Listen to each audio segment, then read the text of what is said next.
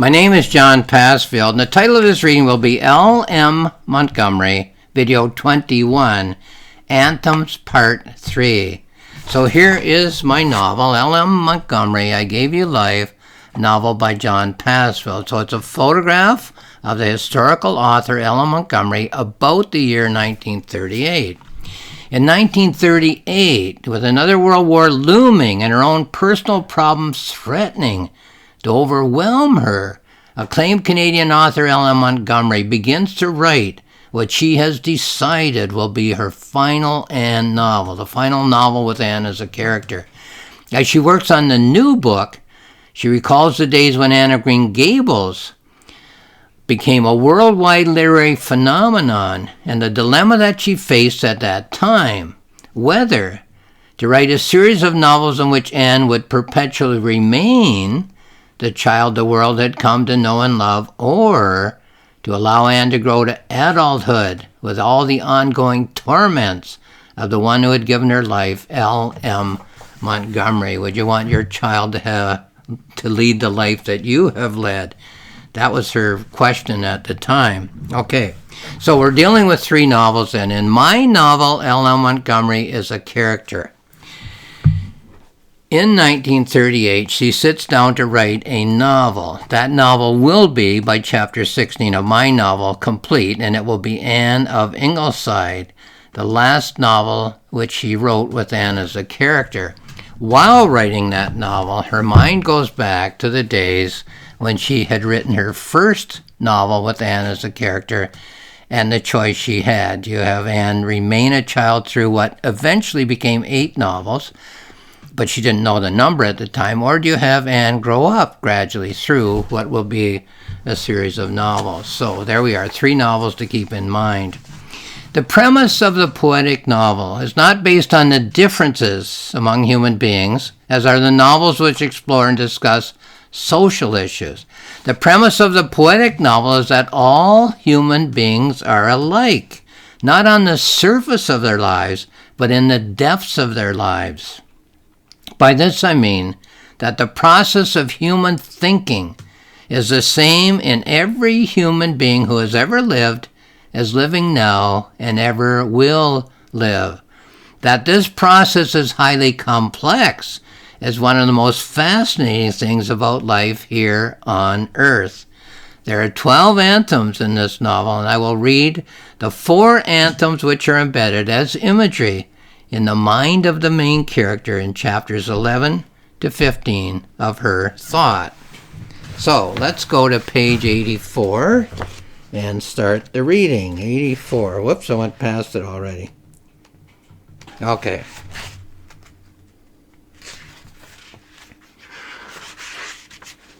Okay, good. 2 people inherited a house. An elderly person had died. An elderly uncle, perhaps, or an elderly aunt. I can't be sure. Then we go to page 92.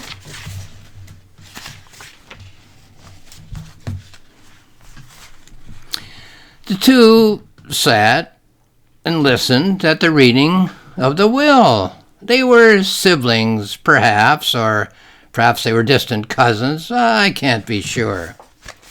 Then we go to 102, 103.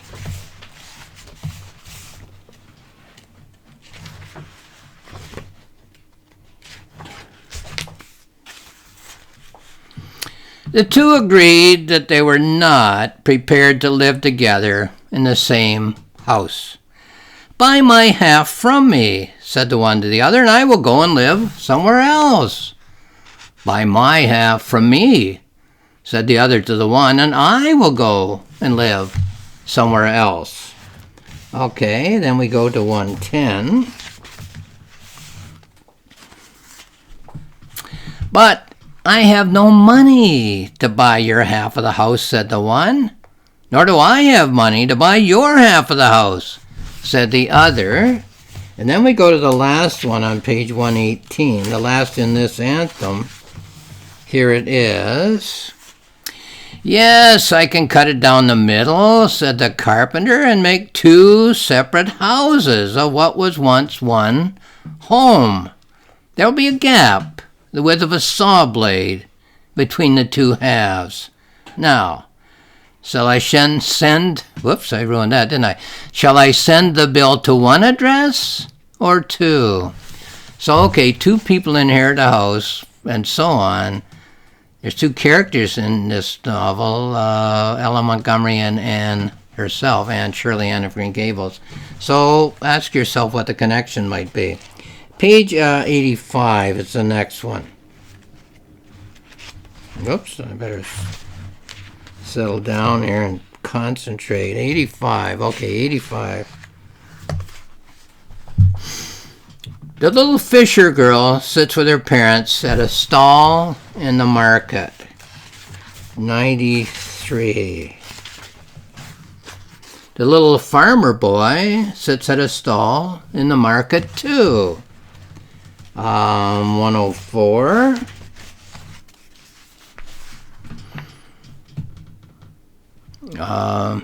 A glance from time to time as people buy the fish.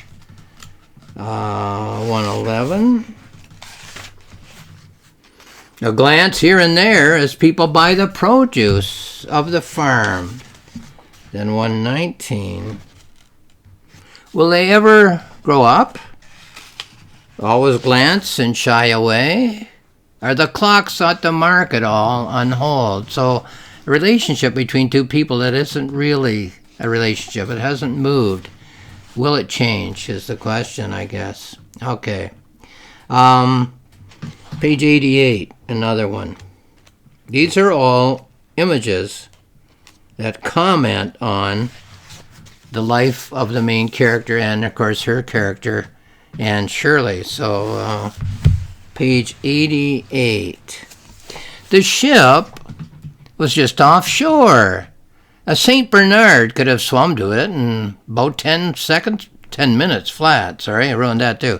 A St. Bernard could have swum to it in about 10 minutes flat.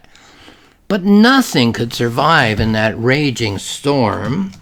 Okay, then 96. The ship, it hit a reef.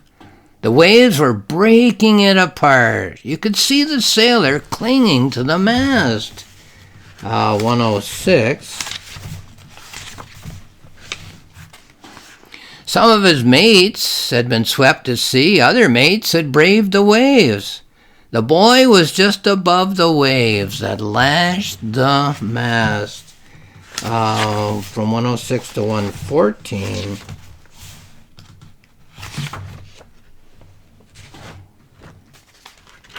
The wind was shrieking in the rigging. Waves were pummeling at the wreck. He was shouting, but we couldn't hear his voice. And then lastly, 122 it is. There were fires on the beach. Darkness hid him from our sight. In the morning, he'd be there or he'd be gone. Well, I'll just leave it at that. And lastly, page 89. Here we are. Everyone has dreams. Have you noticed? 97.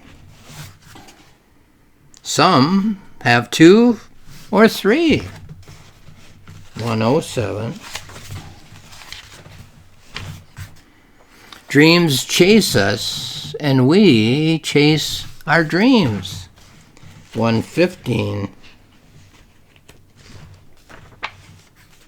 Some dreams stay, some dreams leave, some refuse to leave. In 123,